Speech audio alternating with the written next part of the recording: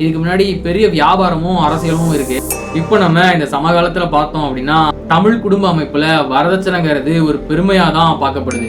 நான் பாருங்க என் பொண்ணுக்கு இவ்வளவு போட்டு திருமணம் பண்ணிட்டேன், நான் பாருங்க இவ்வளவு போட்டுட்டு வர பொண்ணை என் பையனுக்கு திருமணம் பண்ணிட்டேன் அப்படின்னு பெருமையா சொல்லிக்கிற விஷயம் தான் இன்றைய தமிழ் குடும்பங்கள்ல நம்மளால பார்க்க முடியுது.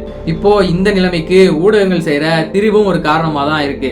இவங்க பாருங்க 100 பவுன் போட்டு கல்யாணம் பண்ணிட்டாங்க, இவங்க பாருங்க 300 பவுன் போட்டு கல்யாணம் பண்ணிட்டாங்க அப்படின்னு அதை ஒரு பெருமையாவும் எல்லாருக்கும் பொதுவான ஒரு விஷயமாவும் சொல்றாங்க. ஆனா நம்ம உண்மையா பார்த்தோம் அப்படின்னா இந்த 100 பவுன் 300 பவுன் இப்படி எல்லாம் போட்டு திருமணம் பண்றதுங்கிறத சாதாரணமான மக்கள் எப்படி பார்ப்பாங்க அப்படின்னா இதெல்லாம் பணக்காரங்க பண்றது போல அப்படிங்கிற மாதிரி தான் பார்ப்பாங்க. ஆனா இன்றைய ஊடகங்கள் நடுத்தர வர்க்கம் அப்படிங்கிற ஒரு பேரை வச்சுக்கிட்டு, நடுத்தர வர்க்கம்னா யாருன்னு சொல்ல மாட்டேங்கிறாங்க, ஆனா நடுத்தர வர்க்கம் அப்படின்னு ஒரு பேரை வச்சுக்கிட்டு இப்படி நிறைய வரதட்சணை கொடுக்கறத எல்லாருக்கும் பொதுவான ஒண்ணு மாதிரி கட்டமைக்கிறாங்க.